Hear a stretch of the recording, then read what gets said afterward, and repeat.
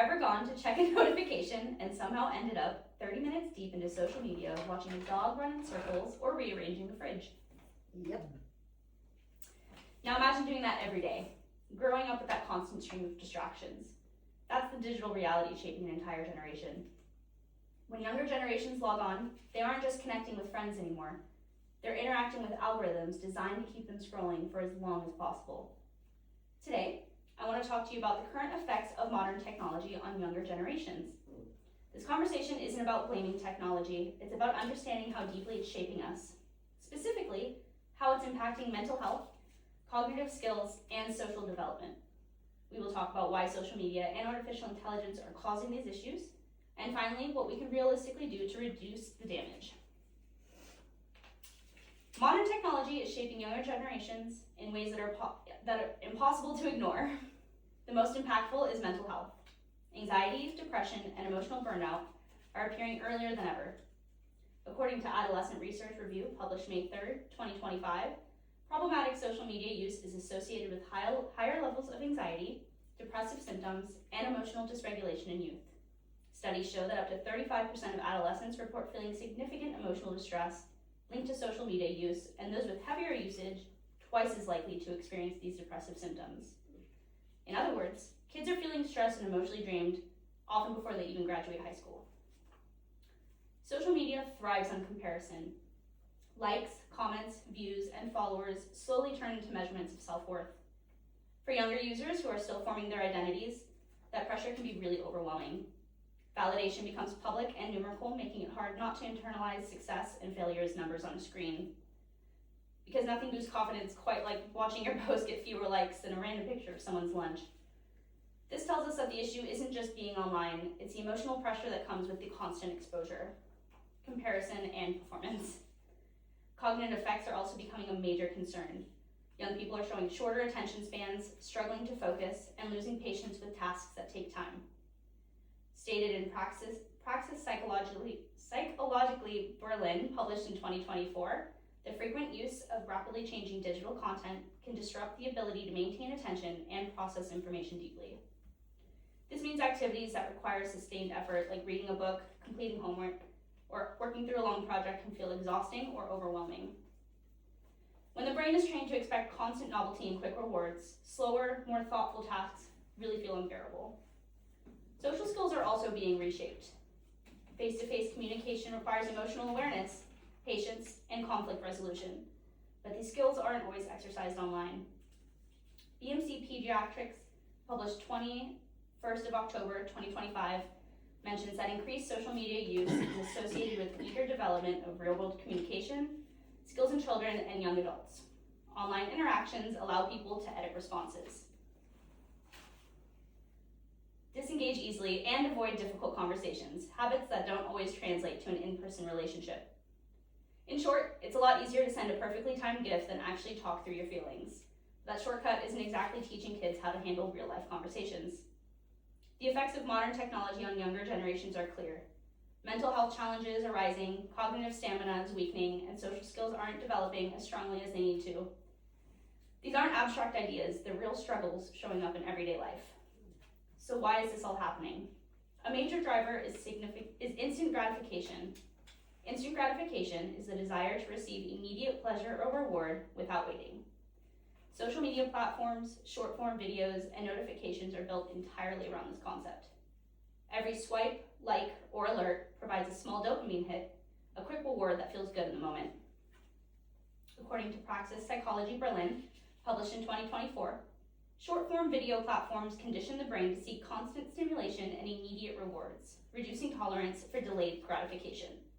When everything is instant, waiting becomes uncomfortable. Attention spans suffer first. If a video doesn't grab attention in 3 seconds, it gets skipped. If an app takes too long to load, it gets closed. Over time, the brain learns to avoid effort rather than working through it. This connects directly to boredom, or the lack of it. Kids no longer have the privilege of being bored. Any quiet moment can be filled instantly with a screen. Mentioned in Computers and Human Behavior Reports, published August 1st, 2023, digital media is often used to escape boredom, which reduces opportunities for creativity and independent thought. Boredom Boredom used to be uncomfortable, but it forced imagination, reflection, and problem solving. Now it barely exists long enough to be useful. It's also important to recognize that we're officially at a point where kids under 18 have never experienced a world without modern technology. Older generations can remember a childhood where boredom meant figuring something out or just dealing with it. Younger generations don't have that preference point. The digital environment isn't optional, it's normal, and disconnecting sounds more like a punishment than a break. Social media has been contributing to these challenges for years, but with the addition of artificial intelligence, the pressure has intensified. It's no longer just a comparison with other people, it's a comparison with machines that can generate perfect results instantly. Perfect essays, perfect images, perfect answers all in seconds. That creates a standard that no human can realistically meet. This matters because the struggle is a necessary part of learning.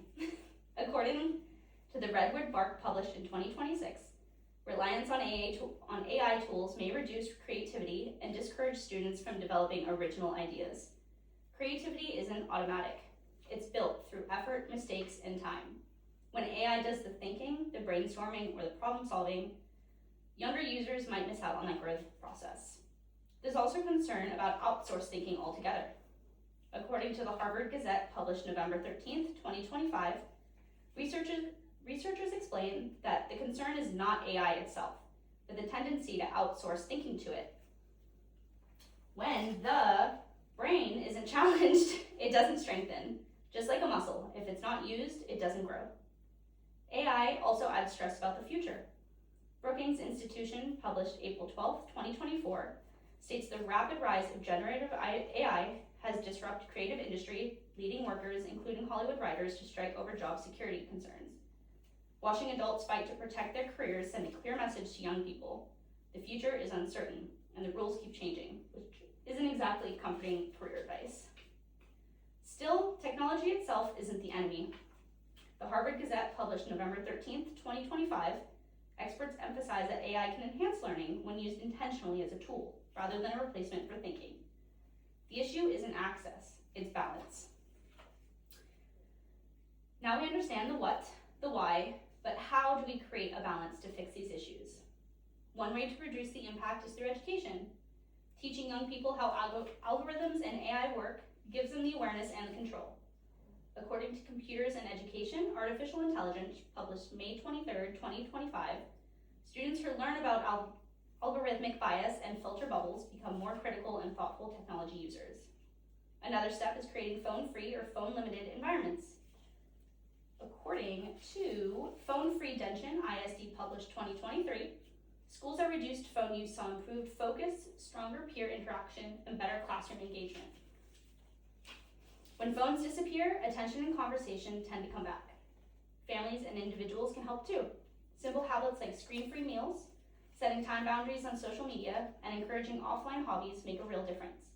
And honestly, adults might just need these boundaries just as much as kids. Modern technology is affecting younger generations in powerful ways, mentally, socially, and cognitively. Social media laid the foundation for these challenges, and artificial intelligence has intensified them. But the goal isn't to remove technology. It's to teach younger generations how to live alongside it without losing focus, patience, or creativity. Technology isn't going away. And honestly, neither is my habit of checking Instagram in the middle of cooking. Maybe the real challenge isn't teaching kids how to use technology. It's about teaching all of us to create boundaries between the real world and the digital one. Wow. Very good information. Thank you, guys. You're done. We're done.